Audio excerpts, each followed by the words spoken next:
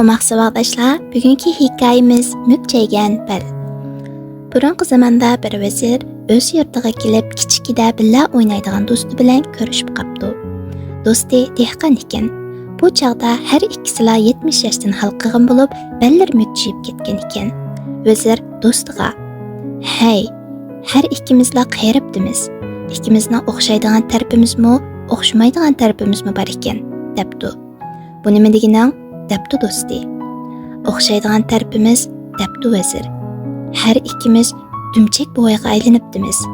O'xshamaydigan tarafimiz, sen hayotingni etizda o'tkazding, men o'rtada yashadim. Ikkimizning yana o'xshamaydigan tarafi bor," debdi do'sti. "Mening bilim uzun yillardan beri etizda yer terish, o'taq o'tashga o'xshash jafoliq emgak bilan mükchaygan. Sening bilan bo'lsa, yil bo'yi podshohga bosh egib, ta'zim qilib mükchaygan." Bu javobni anglab, vezir gap qilolmay qopti. Hikmat: har ishning qonuniyati kishilarni shu bo'yicha ishlashga majbur qildi.